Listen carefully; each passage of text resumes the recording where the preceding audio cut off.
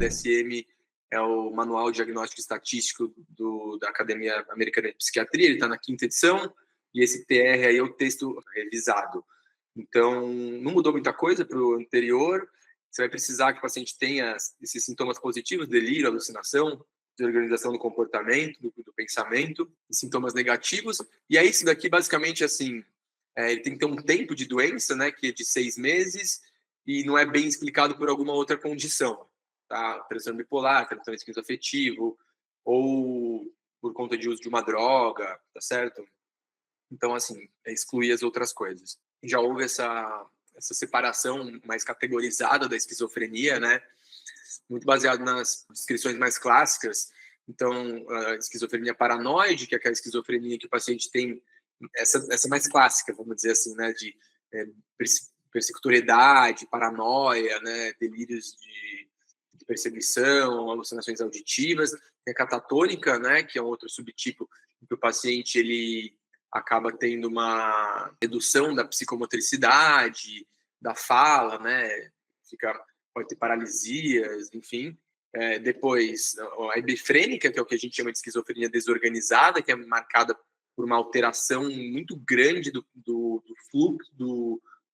fluxo e da forma do pensamento. Então, o paciente pode chegar no extremo do que a gente chama de salada de palavras, que é falar palavras de uma forma completamente aleatória e desconectada uma da outra. Então, isso é o que a gente chama de esquizofrenia hebefrênica, e tem uma esquizofrenia que é uma esquizofrenia simples, que a gente chama de residual, mas a gente nem usa mais tanto essa definição, tá? Hoje a gente, claro que a gente acaba se comunicando dessa forma, mas não está mais presente nos manuais, né? Então, a gente pensa na esquizofrenia como uma síndrome mais heterogênea.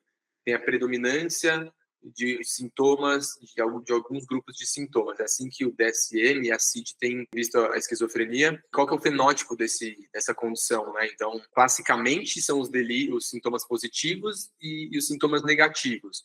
Delírio, alucinação, né? E os negativos, apatia, anedonia, embotamento afetivo e disforia neuroléptica. A gente sabe que essa visão clássica, né, está correta, mas existem outros sintomas também para a gente observar. Estou vendo que a Larissa e o Gabriel estão presentes aí, que são os residentes da psiquiatria. Além desses sintomas positivos, a gente pode dizer de sintomas agressivos também, ou sintomas cognitivos.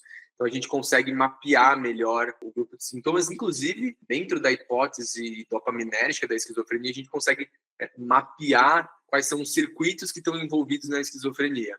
Eu não vou me alongar tanto nisso, eu vou falar mais de passagem, porque não é o foco da aula, tá? Lembrando que essa apresentação aqui, o foco são os residentes da medicina da família e comunidade. Então, só para vocês saberem que a hipótese mais forte que existe aí para explicar a esquizofrenia não é a única, existem outras hipóteses, mas a hipótese dopaminérgica, ou seja, a gente tem aqui as vias dopaminérgicas, e quando o paciente ele tem uma hiperexcitação dopaminérgica em algumas regiões, ele vai produzir sintomas psicóticos, tá certo? E é assim que os antipsicóticos funcionam. Eles fazem um bloqueio ali no receptor, né? Existem vários tipos de antagonismo, né? E aí ele impede essa ligação da dopamina e, teoricamente, reduz os sintomas positivos. Acontece que, assim, né? Eu coloquei aqui o exemplo da via mesolímbica, que é a via responsável pela parte dos sintomas positivos. Acontece que às vezes a gente bloqueia receptor de outras vias e aí a gente vai ter outros problemas, como sintomas extrapiramidais, que vai gerar o parkinsonismo ou até que vai gerar, por exemplo, o aumento da prolactina. Acho que isso é interessante para vocês, né? Porque talvez vocês vejam isso no dia a dia, né? Vocês vejam pacientes que estão apresentando sintomas extrapiramidais.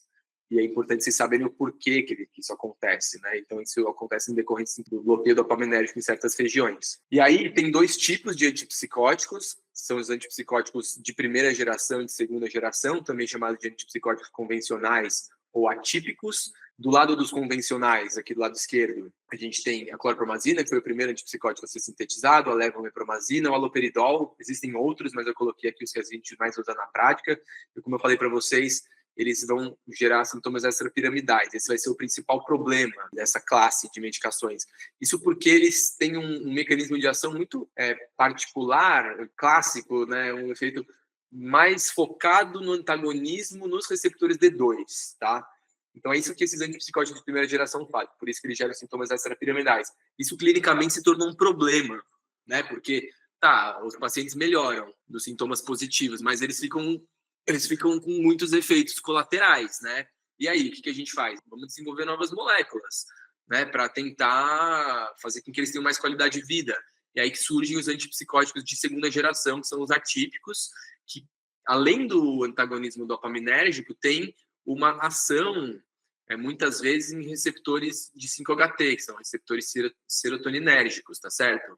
Então, exemplo de psicóticos de segunda geração: risperidona, olanzapina, quetiapina, clozapina. Existem outros, tá? Eu coloquei aqui os que a gente mais usa no nosso dia a dia. O problema deles, e que vocês vão pegar, são justamente a síndrome metabólica, né? Então, ganho de peso, aumento do colesterol, desenvolvimento de diabetes.